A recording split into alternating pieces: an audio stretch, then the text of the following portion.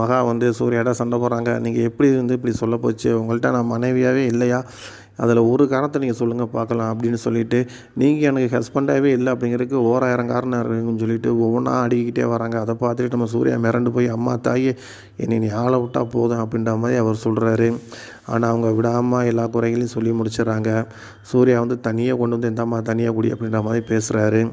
இது ஒரு பக்கம் இருக்கும்போது அவர் சொல்கிறாரு, என் மேலே இவ்வளோ பொசிசிவ் நீ வச்சுருக்கேங்கிற, ஆனால் நான் உன்கிட்ட இல்லையே அப்படின்னு அவர் திரும்ப சொல்லும்போது, நீங்கள் கண்டிப்பாக என் மேலே காதல் வச்சுருக்கீங்க அப்படிங்கிறத நான் கண்டிப்பாக நீங்கள் வெளில ஒத்துக்கலைன்னாலும் உள்ளுக்குள்ளே இருக்குது.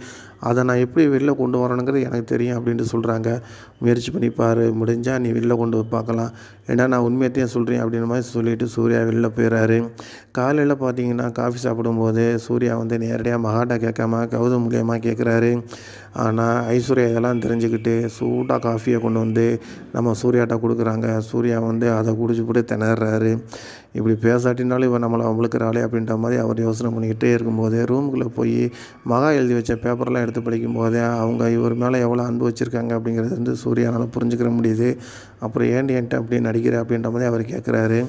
நீங்கள் மட்டும் உண்மையை ஒத்துக்கிறாமல் இருக்கிறீங்களா அப்படின்னு அவங்க சொல்லும்போது, நீ தான் என் மேலே பொசிசிவாக இருக்க, நான் இல்லை அப்படின்ற மாதிரி திரும்ப திரும்ப அதவே சொல்கிறாரு. அதை நான் கண்டிப்பாக வெளில கொண்டு வரேன்ட்டு திரும்பவும் மகா ஒரு சபதத்தை ஏற்றுக்கிறாங்க. இது ஒரு பக்கம் இருக்கும்போது மகா ஐஸ்வர்யிட்ட சொல்லி ஃபீல் பண்ணுறாங்க. அக்கா இந்த ஒரு விஷயத்தை எனக்கு நீ உதவி பண்ணு அப்படிங்கும்போது, அக்கா நான் இருக்கும்போது நீ ஏண்டி கவலைப்படுற அப்படின்னு சொல்லிட்டு சூர்யாவை வலையில் விழுந்துட்டார் அப்படிங்கிறத அவர் வாயில் சொல்ல வைக்கிறேன் அப்படின்ற மாதிரி அவங்க சொல்கிறாங்க.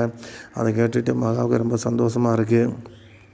சூர்யா ஆஃபீஸில் போய் மகாட்ட என்ன குறை இருக்குதுன்னு பார்க்கலான்னு சொல்லிட்டு பேப்பரில் எழுதி எழுதி பார்க்குறாரு. ஒன்றும் கூட அவருக்கு வரல.